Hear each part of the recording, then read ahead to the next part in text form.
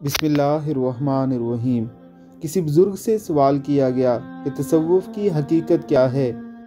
बुज़ुर्ग ने जवाब दिया, दानाओं का ऐसा गिरोह जिसका दिल मुतमईन और सूरत परागंदा होती है, जबकि आज का इंसान वो मखलूक है जिसका दिल परागंदा और ज़ाहिर मुतमईन है। हासिल कलाम यह है कि इत्मीनान क़ल्ब एक ऐसी नेमत है जो बहुत कम हासिल होती है।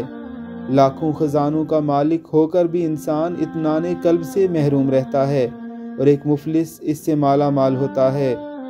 किसी झोंपड़ी में बैठा हुआ एक फ़कीर इससे माला माल होता है, किसी महल में बैठा हुआ एक बादशाह इससे महरूम, किसी मस्जिद की चिटाई पर बैठा हुआ एक दरवेश सिफ्त आलम दीन तवक्कुल इल्लाह की बुनियाद पर अपनी तमाम उम्र इत्मीनान क़ल्ब से गुजारता है कि किसी आला ओहदे पर फाइज एक अमीर तरीन इंसान इत्मीनान क़ल्ब की इस कैफियत से महरूम होता है।